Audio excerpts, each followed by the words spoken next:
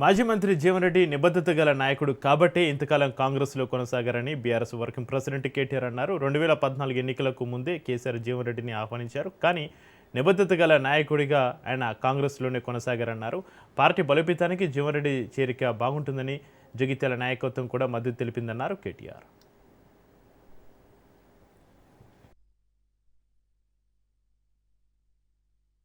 పెద్దలు కేసీఆర్ గారి సూచన మేరకు సాధారణంగా వారిని భారత రాష్ట్ర సమితిలోకి ఆహ్వానించడానికి ఈరోజు మా సహచరులందరితో కలిసి ఈరోజు పెద్దలు జీవన్ రెడ్డి గారిని మరి భారత రాష్ట్ర సమితిలోకి సాధారణంగా ఆహ్వానించడం జరిగింది.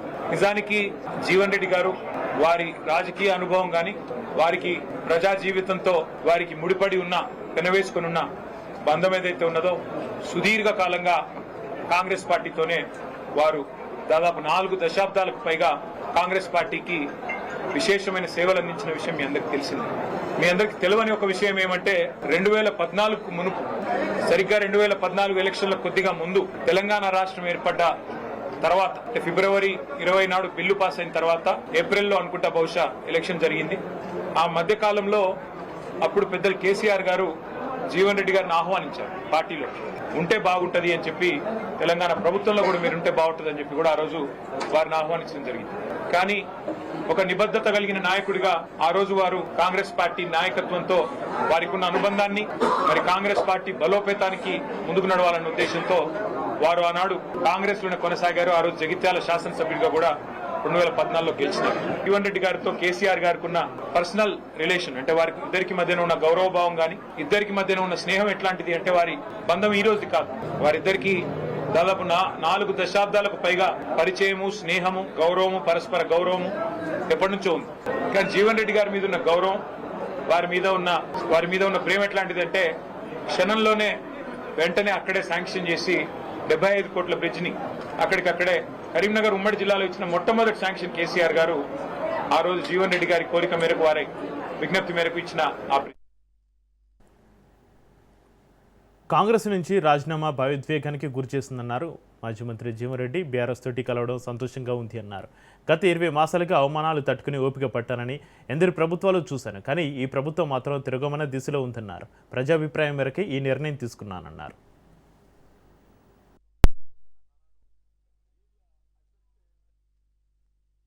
నేను కాంగ్రెస్ పార్టీ నుండి రాజీనామా చేయాలని చెప్పని నిర్ణయం తీసుకున్న నాడు కొత్త భావోద్వేగానికి గురి కావడం జరిగింది. 4 దశాబ్దాల అనుబంధం కలిగినటువంటి ఒక రాజకీయ పార్టీ నుండి మరి బంధం తెచ్చుకునేటువంటి ఒక పరిస్థితి ఎదురు కావటం కొంత నాకు ఆనాడు really I felt that day was very unfortunate. కానీ ఇవాళ ఒక విధంగా ఏమనిపిస్తుంది, కాంగ్రెస్ పార్టీతో అనుబంధం తెచ్చుకున్నా కానీ ఇలా భారతీయ రాష్ట్ర సమితి లాంటి తెలంగాణ రాష్ట్ర ఏర్పాటు సాధన కొరకు ఉద్యమించినటువంటి ఒక నాయకుడు కేసీఆర్ గారి యొక్క నాయకత్వంలో పనిచేసేటువంటి అవకాశం నాకు లభిస్తున్నందుకు real I'm feeling today is the most happiest day in my life. అంటే ఉమ్మడి కరీంనగర్ జిల్లానే కాదు తెలంగాణ రాష్ట్రం యావత్తులో కూడా జీవన్ రెడ్డి లాంటి ఒక నాయకుడు కాంగ్రెస్ పార్టీ నుండి దూరం అవుతారని చెప్పి ఎవరు కూడా ఊహించలే చెప్పండి. దాని కారణాలు కూడా మీరు ఊహించి ఉంటారని చెప్పండి. గత 20 మాసాలకి నేను ఏదైతే అంటే ఎదుర్కొంటున్నటువంటి ఒక మానసిక క్షోభ, రాజకీయ పరిస్థితులు అన్ని కూడా తట్టుకొని నిలబడ్డని చెప్పంటున్నాను. అయినప్పటికీ కూడా ఏదైతున్నదో ఇవాళ నేను తట్టుకొని నిలబడ్డా, కానీ రాష్ట్ర భవిష్యత్తు కూడా ప్రధానం అని చెప్పంటున్నాను. కేసీఆర్ గారి నాయకత్వంలో పనిచేయడానికి మీరు నాకు అవకాశం కల్పిస్తున్నందుకు, వారి సూచనకు అనుగుణంగా మీరు ముందుకు వచ్చినందుకు మీకు హృదయపూర్వక ధన్యవాదాలు చెప్తున్నా. మా పాత సాన్నిహిత్యం మాత్రం నెమరు వేసుకోవడానికి కొరకు వారికి కలవాలని కోరుతున్నా. అంతే తప్ప ఏదైతే పార్టీలో చేరడం అనేది నేను ఆల్రెడీ ఎక్స్ప్రెస్డ్ పార్టీలో బీఆర్ఎస్ చేరుతున్నా అని చెప్పని నేను ఆల్రెడీ ఎక్స్ప్రెస్. పొంగులేటి అబద్ధాలు దాచి నిజాలు మాట్లాడుతున్నారన్నారు మాజీ మంత్రి హరీష్ రావు. మంత్రిగా కాకుండా రాఘవ కన్స్ట్రక్షన్ అధినేతగా పొంగులేటి మాట్లాడారని, అధికారులు చెప్పింది నిజమా, పొంగులేటి చెప్పింది నిజమా అంటూ ప్రశ్నించారు. పొంగులేటి కాదు పొంగులూటి అంటూ ఎద్దువ చేశారు. పొంగులేటి కాదు పక్కా లూటి, ప్రభుత్వ ఆస్తులు కాజేయడంలో మేటి అంటూ సేటర్లు వేశారు హరీష్ రావు. పవిత్రమైనటువంటి డాక్టర్ బిఆర్ అంబేద్కర్ సచివాలయంలో పొగరులేటి మాటలు విన్నాం.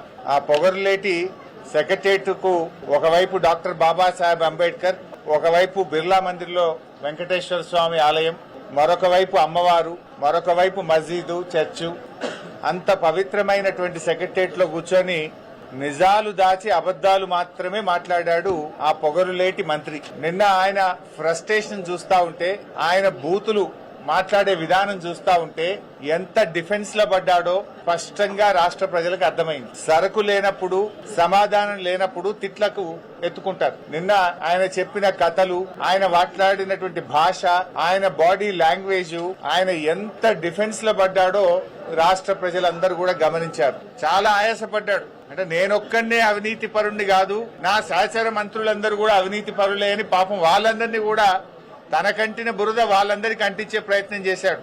జూపల్లి కృష్ణారావు గారి కుంభకోణాన్ని ఆయనే బయటపెట్టాడు. ముఖ్యమంత్రి కుటుంబ సభ్యుల టెండర్ల కుంభకోణాన్ని ఆయనే బయటపెట్టుకున్నాడు. బట్టి విక్రమార్క గారి ఆర్థిక శాఖలో బిల్లులు ఇయ్యడానికి పర్సంటేజీల కుంభకోణాన్ని ఆయనే గుర్తు చేశాడు.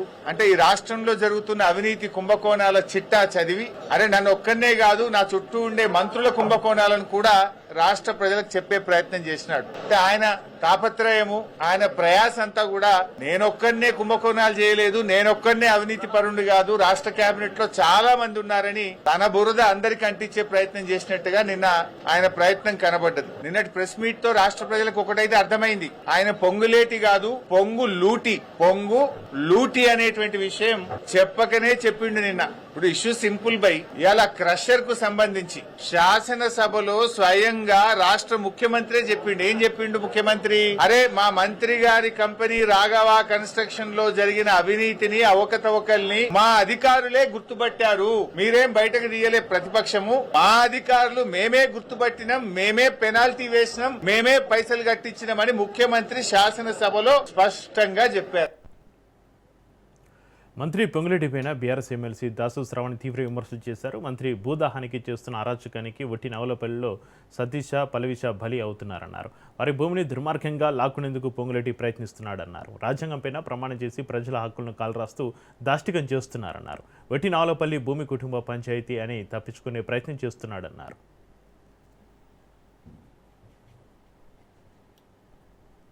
రేవంత్ రెడ్డి గారి పోలీసులు పొంగులేటి శ్రీనివాసరెడ్డి గారి యొక్క ఆదేశాల మేరకు పోలీసులు దిగుతారు. దిగి వీళ్ళను కట్టేటువంటి ఒక మనుషులు 9 మంది ఉంటే వాళ్ళందరినీ రిపేర్ చేస్తున్న వాళ్ళని అరెస్ట్ చేసి లోపల పెడతారు. వాళ్ళని అక్కడ అరెస్ట్ చేసి లోపల పెడతారు. 50-60 మంది గుండాగాళ్ళు పక్క నుంచి వచ్చేసి మొత్తం ఏదైతే రిపేర్ జరిగిన గోడ ఉందో ఆ రిపేర్ జరిగిన గోడను మళ్ళీ కూల్చేస్తారు. మొట్టమొదటిసారి గులగొట్టిండ్రు, ఎఫ్ఐఆర్ చేసిండ్రు, నో యాక్షన్ అగైన్స్ దెమ్. రెండోసారి గులగొట్టిండ్రు, ఎఫ్ఐఆర్ చేసిండ్రు, no action on them. Rajendranagar court వాళ్ళ రైట్స్ ను కాపాడుతూ నోబడీ టు ఇంటర్ఫియర్ అని చెప్పని ఆర్డర్ ఇచ్చిండ్రు. దాన్ని తుంగలో దొక్కుతూ మళ్ళా దానిపైన దాడి చేసే ప్రయత్నం చేసిండ్రు. హైకోర్టు ఆర్డర్ ఇచ్చింది వీళ్ళకి పోలీస్ ప్రొటెక్షన్ ఇవ్వమని చెప్పని, దాన్ని కూడా తుంగలో దొక్కుతూ వాళ్ళ గోడ రిపేర్ చేసుకుంటుంటే మీరు అట్లెట్లా 111 జీవోలో గోడ రిపేర్ చేసుకుంటారు అని చెప్పని పోలీసు వాళ్ళు కడుతున్నటువంటి వాళ్ళను ఎత్తుకపోతే ఆడ ఎవరు లేరు కాబట్టి మళ్ళా 60-70 మంది వచ్చేసి దాన్ని ముసుగులు వేసుకొని వచ్చి దాన్ని విధ్వంసం చేస్తారు. మీరు చెప్పండి, ఇది రాక్షస రాజ్యమా, రాజ్యాంగ రాజ్యమా? మనుషులా? అన్నం తింటున్నారా, గడ్డి తింటున్నారా? ఈ రకంగా చట్టాన్ని చేతిలో తీసుకొని ఈ రకమైన దాష్టికాలకు పాల్పడతారా? ఒక్కసారి ఆలోచించమని చెప్పి నేను కోరుతా ఉన్నాను. గోడ కట్టుకుంటా అంటే గోడ కట్టుకోవద్దు అని చెప్పని ఇవాళ గోడ ఈ మొత్తం అంతా ఈ పరిణామ క్రమంలో ఆ 50 పశువులు భూమి అట్లే ఉన్నది, కూలిపోయిన గోడ అట్లే ఉన్నది. ఆ 50, 60, 70 ఆవులు ఉంటే ఆ ఆవులన్నీ వాళ్ళ పాపం వాళ్ళు వేరే గోశాలకు తరలిచ్చిండ్రు. వాళ్ళ సంరక్షణలో ఉన్న గోవులు అలా thanks to Ponguleti Srinivasa Reddy, thanks to local police, thanks to గుండా నా కొడుకులు మొత్తం మీద పాపం ఆ ఆవులన్నీ ఇవాళ ఎక్కడెక్కడనో ఏ గోశాలకు వెళ్ళిపోయినాయి. ఇది రేవంత్ రెడ్డి రాజ్యం. ఇది సిగ్గుండాల. 3 రంగుల జెండా బట్టి ఇదేనా 3 రంగుల రాజ్యం అంటే? ఇదేనా రాజ్యాంగబద్ధమైన రాజ్యం అంటే? ఇదేనా జై సంవిధాన్ అంటే? నేను మాట్లాడిన దాంట్లో ఒకవేళ ఔచిత్యం లేకపోతే మీరు ఇప్పుడే చెప్పండి. Withdraw this whole discourse. పంచాయతీని ఏడీ అని చెప్పని, ఏడీ సర్వే అని చెప్పని సృష్టించి ఆ సర్వేను హైకోర్టు కొట్టేసిన తర్వాత గుండాగాళ్లతోటి నువ్వు గోడలు కూల్చిన వాళ్ళపైన చర్యలు తీసుకోకుండా, గోడను రిపేర్ చేసుకొని ఇవ్వకుండా వాళ్ళని ఇంటిమిడియేట్ చేస్తూ బెదిరిస్తూ ఇవాళ ఒక దుర్మార్గమైనటువంటి ఒక పరిస్థితికి మీరు కారకులైతే ఎవరికి చెప్పుకోవాలి ఈ రాష్ట్రంలో? దయచేసి మేము ఒకటే కోరుతా ఉన్నాం, వెంటనే ఆ భూముల నుండి ఎవడైనా కన్నేసిన గద్దలందరిపైన కూడా సరైన చర్యలు తీసుకోవాలా. సీఎం రేవంత్ రెడ్డి పైన ఎంపీ ధర్మపురి అరవింద్ తీవ్ర విమర్శలు చేశారు. ఫండింగ్తోనే కవిత కొత్త పార్టీ పెడుతుందని ఆరోపించారు. రాష్ట్రంలో బీసీల మద్దతుతోటి బీజేపీ పుంజుకుంటుందని ఈ సందర్భంగా తెలియజేశారు. కవిత పార్టీకి రేవంత్ రెడ్డి స్పాన్సర్ చేస్తున్నారని మండిపడ్డారు. మరోవైపు మాజీ మంత్రి జీవన్రెడ్డి తొందరపడి పార్టీ మారుతున్నారని అన్నారు. జగిత్యాల ఎమ్మెల్యే డాక్టర్ సంజయ్ ఎక్కడ ఉంటే అక్కడ శని ఉంటుందని విమర్శించారు. ఇంత వైఎస్ఆర్ పేరు కదా నేను చూసిన అదే కొత్త పార్టీలో జాయిన్ అవుతారు.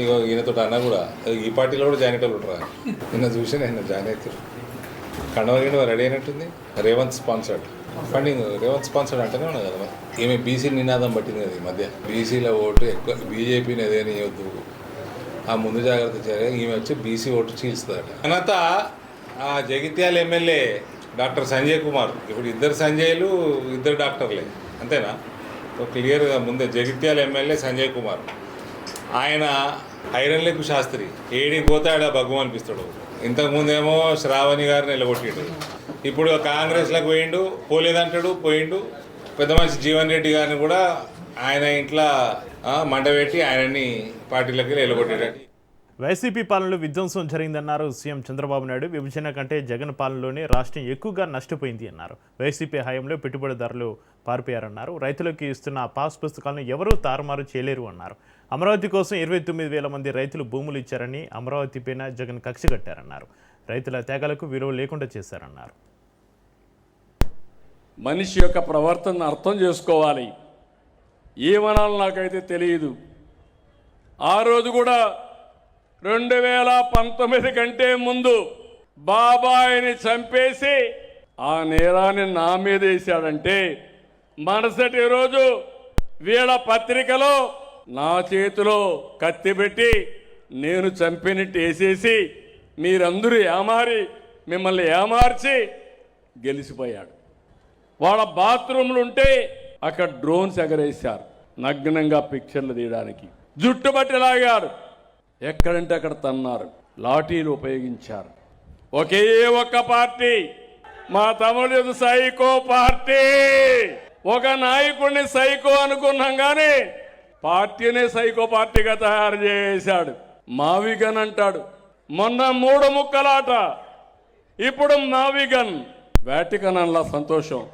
దాని ప్రతిష్ఠ దీలా పరువు దీలా దీనికంటే ఏమి ఎక్స్పెక్ట్ చేస్తారు మీరు అడుగుతున్నా సోషల్ మీడియాలో పెట్టి ఎంత క్యారెక్టర్ అసాసినేషన్ చేశారు కడాన మా మిస్సెస్ను కూడా ఏ విధంగా చేశారు ఆయన మిస్సెస్ని చేసి నేను ఖండించా అమరావతి కట్టలేమంట నీలాంటి 1000 మంది కాదు సైకోలు ఎవడొచ్చినా అమరావతి ఆగదు అమరావతి జోలుకొస్తే తమాషా ఆటలాడదండి అంటే మీరు ఒకటి గుర్తుపెట్టుకోవాలి ఇలాంటి వ్యక్తుల వల్ల కూడా ప్రమాదం ఉంటుంది అధికారంలో ఉంటే విధ్వంసం చేశాడు అపోజిషన్లో ఉంటే బెదిరిస్తున్నాడు నేను వస్తే మళ్ళా ఎంక్వైరీ చేస్తా నిన్ను పట్టుకొస్తా ఏంటి పట్టుకొచ్చేది ఎక్కడికి పట్టుకొస్తా కనీసం నేను ఎప్పుడైనా మీరు ఒకసారి చూడండి నేను ఎప్పుడు కూడా న్యాయబద్ధమైన పాలన ఇస్తాను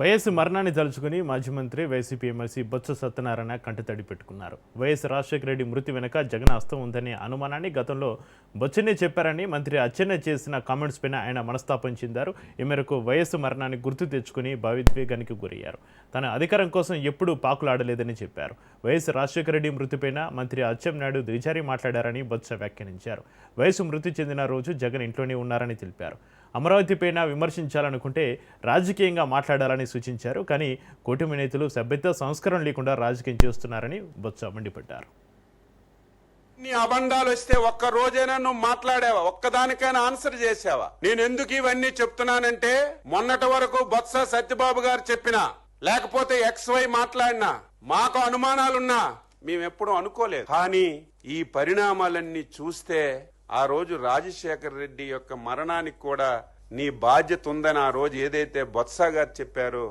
అది కూడా ఈ రోజు నాకు అనుమానం వస్తుందని చెప్పి తెలియజేస్తున్నాను రాజకీయాల కోసం దిగుతాడు రాజకీయాలు చేయట్లే రాజకీయాల కోసం ఉన్న మాటలు మాట్లాడి లేని మాటలు తెచ్చుకోవట్లే ఈ రాష్ట్ర చరిత్రలో ఎన్నో విషయాలు ఉన్నాయి ఈ గుండెల్లో మీ సంగతులు కానీ మీ పార్టీ సంగతులు కానీ మీ నాయకుల సంగతులు కానీ అలాగే ఉన్నాయి అలాంటి నేనేదో ప్రెస్ మీట్ పెట్టి దాన్ని ఖండించడానికి రాలే రాజశేఖర రెడ్డి గురించి మాట్లాడని వచ్చాను ఉచ్చ రాజకీయాల కోసం పదవుల కోసం పార్టీ కోసం ఈ రకమైన నీచమైన దిగజారుతానని అనుకోలే చెయ్యి దమ్ముంటే ఈ రాష్ట్రంలో ప్రజలకు వచ్చి న్యాయం చేయి నీకు ఇచ్చిన పదవులు నువ్వు న్యాయం చేయి ఎంత పచ్చిగా నేను అబద్ధం ఆడుతున్నావు మూలపేట బోర్డుకి వెళ్ళినప్పుడు నేను చెప్తాను ఎంత అబద్ధం అది రాజకీయాల్లో ఇవే ఏమనుకుంటున్నావు గౌరవాన్ని ఇచ్చి గౌరవాన్ని పుచ్చుకోవాల్సిన రాజకీయాల్లో మంచిది అంతేగాని రాజకీయాల కోసం రాజకీయ పదవుల కోసం లేనిపోయిన దిగజారుడమైన మాటలు మాట్లాడుతూ నాకేం పర్వాలే. మీరు జగన్మోహన్ రెడ్డి గారితో వచ్చి ఏదో అన్నాను ఆయన నాకేమి నష్టం కాదు. కానీ రాజశేఖర రెడ్డి గారితో అవసరాన్ని తీసుకొచ్చి నువ్వు పెట్టావు కాబట్టి ఇవాళ ఇది మాట్లాడుతున్నాను. ఆ రోజు ఆయన పోతే నేను ఝాన్సీ వెళ్ళి ఆయన్ని జగన్మోహన్ రెడ్డి గారిని 2 చేతులు కుడిపోకలు ఎడమొకరు ఉండి తీసుకొచ్చి అక్కడికి తీసుకొచ్చాం. కావచ్చు చూసుకోండి క్లిప్పింగ్లు మీ దగ్గర. ఆయన ఊర్లో లేరా అప్పుడు? ఆయన మా ఇద్దరం తీసుకురాలేదా క్యాంప్ ఆఫీస్లో ఇంటి దగ్గర నుంచి అక్కడికి? ఇది వాస్తవం కాదా? రాజధాని అంశంపైన వైసీపీ నేత జగన్ చేస్తున్న వ్యాఖ్యలు ఇప్పుడు పొలిటికల్ సర్కిల్స్లో హాట్ టాపిక్గా మారాయి. జగన్ ప్రతిపాదించిన మావిగన్ కాన్సెప్ట్కు మద్దతుగా తాడేపల్లిలో వైసీపీ నేతలు భారీగా ఫ్లెక్సీలు ఏర్పాటు చేశారు. రావాలి జగన్, కావాలి మావిగన్ అంటూ రాసి ఉన్న ఈ ఫ్లెక్సీలు ఇప్పుడు అందరి దృష్టిని ఆకర్షిస్తున్నాయి.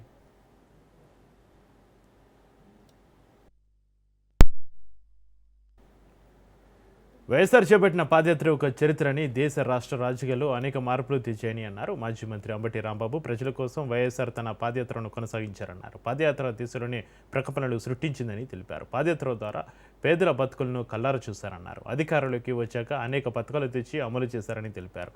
వైఎస్ఆర్ తోటి కలిసి పాదయాత్ర చేసే అవకాశం దక్కడం తన అదృష్టమన్నారు. తన పాదయాత్ర అనుభవంతో రాష్ట్రంలో అనేక సంస్కరణలు అమలు చేశారని తెలిపారు అంబటి రాంబాబు.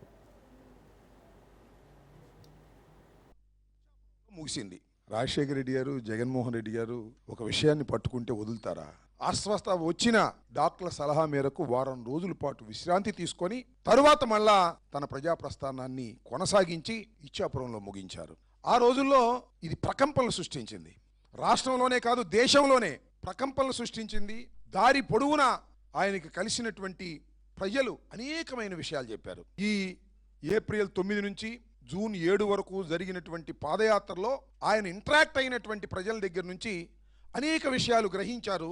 గ్రహించిన తర్వాతే అనేకమైనటువంటి పథకాలను ఆయన తీసుకొచ్చాడు ప్రాక్టికల్గా. ఒక మాటలో చెప్పాలంటే ఆ రోజున కాంగ్రెస్ పార్టీ రాజశేఖర రెడ్డి గారు అపోజిషన్ లీడర్గా ఉన్నప్పుడు కాంగ్రెస్ పార్టీ మళ్ళీ తిరిగి అధికారంలోకి వస్తుందా రాదా అనేటువంటి సందేహాలు కోకొల్లలుగా ఉండేవి. కానీ రాజశేఖర రెడ్డి గారి పాదయాత్రతో మళ్ళా తిరిగి ఈ రాష్ట్రంలో రాజశేఖర రెడ్డి గారి నాయకత్వంలో కాంగ్రెస్ పార్టీ అధికారంలోకి వస్తుందని ప్రజలు నమ్మారు. అలాంటి విశ్వాసాన్ని కల్పించారు. ఆ తర్వాత మళ్ళా తిరిగి ఈ రాష్ట్రంలో కాంగ్రెస్ పార్టీ ఏర్పడటానికి రాజశేఖర రెడ్డి గారు పాదయాత్ర గణనీయంగా దోహదం చేసిందని చెప్పడంలో ఏ విధమైన సందేహము లేదు అనేది ఇక్కడ ఉన్నటువంటి అంశం. సీఎం చంద్రబాబుకు అబద్ధాలు ఆడటం అలవాటుగా మారిపోయిందని మాజీ మంత్రి వెల్లంపల్లి శ్రీనివాస్ విమర్శించారు. మావిగన్ పేరు చంద్రబాబు అండ్ కోకు వణుకు పుట్టిస్తుందని, మచిలీపట్నం, విజయవాడ, గుంటూరు మధ్య రాజధాని అందరికీ ఆమోదయోగ్యమైన ప్రాంతమని తెలిపారు. మావిగన్ అంటే వాటికని అంటున్నారని, మతాల మధ్య చిచ్చు పెట్టేందుకే ఆయన అలా మాట్లాడుతున్నారని మండిపడ్డారు. 2 లక్షల కోట్ల అప్పుల భారం ప్రజలపై వద్దని జగన్ మావిగన్ ప్రతిపాదన చేశారని స్పష్టం చేశారు. పట్టాదారుల పాస్బుక్ల గురించి చంద్రబాబు నాయుడు గారిని నేను సూటిగా ప్రశ్నిస్తున్నా మీ ద్వారా. ఈరోజు పట్టాదారు పాస్బుక్లో క్యూఆర్ కోడ్ పెట్టింది ఎవరండి? పట్టాదారు పాస్బుక్లో క్యూఆర్ కోడ్ పెట్టిన వ్యక్తి ఆనాటి ముఖ్యమంత్రి మా నాయకుడు జగన్మోహన్ రెడ్డి గారు. అదేవిధంగా ల్యాండ్ సర్వేల కోసం ప్రత్యేక విమానాలు కావచ్చు, హెలికాప్టర్లు కావచ్చు, సుమారుగా సర్వేయర్లు 14,000 మంది సర్వేయర్లు పెట్టి ల్యాండ్ సర్వేని పూర్తిగా కూడా చేయడం జరుగుతుంది. ఇదే సర్వేని ఎన్నికల ముందు ఈ సర్వే చెయ్యొద్దు, అధికారంలో రాగానే సర్వే రద్దు చేస్తాను, ఈ సర్వేల్ని మీరు నమ్మకండి అని చెప్పిన వ్యక్తి ఈరోజు అదే సర్వేలు మేము చేయించామని చెప్పని ఇదొక క్రెడిట్ చోరీ అనమాట. ఇదొక క్రెడిట్ చోరీ చంద్రబాబు నాయుడికి. ఇప్పుడు కూడా సర్వేలు చేస్తున్నారు, కానీ సర్వే చేయడమే తప్ప సర్వేకి రాళ్ళు లేవు, సర్వేలకి హద్దులు కూడా సరిగ్గా చూపెట్టే పరిస్థితి లేదు ఇప్పుడు చేసే చంద్రబాబు నాయుడు. సర్వే చేసాక రాళ్ళు పెట్టకపోతే అది సర్వే కింద వస్తుంది అసలుకి?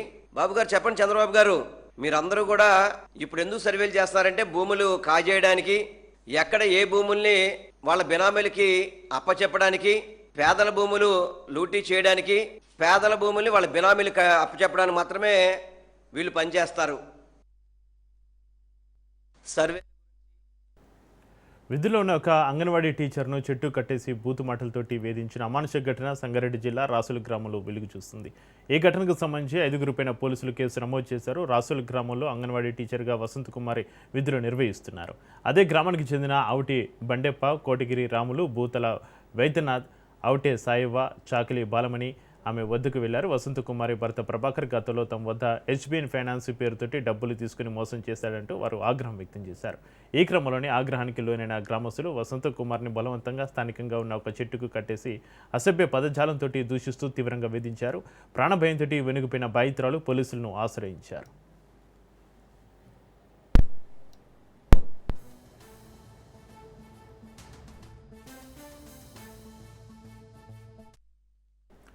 అస్సాం, కేరళం, పుదుచ్చేరిలో పోలింగ్ ప్రశాంతంగా ముగిసింది. అస్సాంలో 84.42% పోలింగ్ నమోదైంది. కేరళలో 75.01% నమోదు. పుదుచ్చేరిలో 89.80% పోలింగ్ నమోదైంది.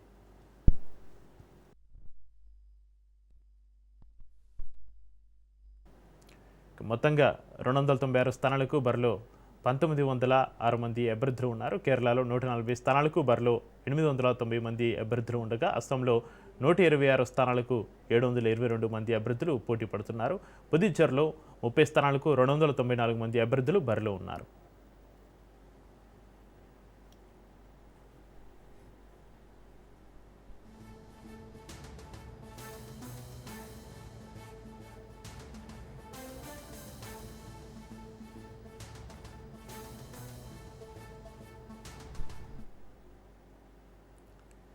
ఇరాన్కు ట్రంప్ మరోసారి వార్నింగ్ ఇచ్చారు. హార్ముజ్ను తెరవకపోతే దాడులు తప్పవని హెచ్చరించారు. ఎప్పుడూ లేని విధంగా ఇరాన్ పైన దాడులు చేస్తామని వార్నింగ్ ఇచ్చారు. ఇప్పటికే ఇరాన్ చుట్టూ తమ దళాలు మోహరించి ఉన్నాయని తెలిపారు. ఒప్పందం ఉల్లంఘిస్తే దాడులు చేసేందుకు సిద్ధంగా ఉన్నామని ట్రంప్ హెచ్చరించారు.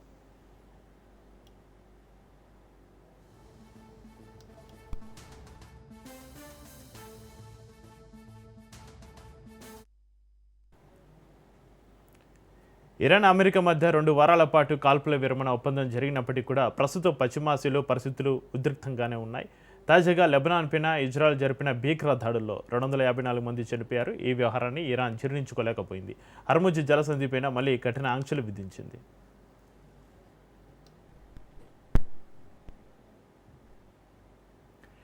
ఇక ఈ విషయంపైన అమెరికా ఉపాధ్యక్షుడు జేడీ వాన్స్ కీలక వ్యాఖ్యలు చేశారు. కాల్పుల విరమణ ఒప్పందం లెబనాన్కు వర్తించదని తెలిపారు. ఈ విషయంలో ఇరాన్ పొరపడుతుంది అన్నారు. కాల్పుల విరమణ ఒప్పందం లెబనాన్కు వర్తిస్తుందనే దానికి అమెరికా అంగీకరించలేదని జేడీ వాన్స్ తేల్చి చెప్పారు. వెంటనే Iran Hormuz జలసంధిని తెరవాలన్నారు.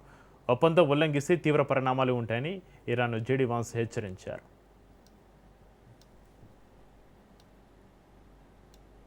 Well, first of all, I know there's been some conversations between the Israelis and the leadership of our country today. I haven't been involved in that because I've been busy doing stuff in Hungary.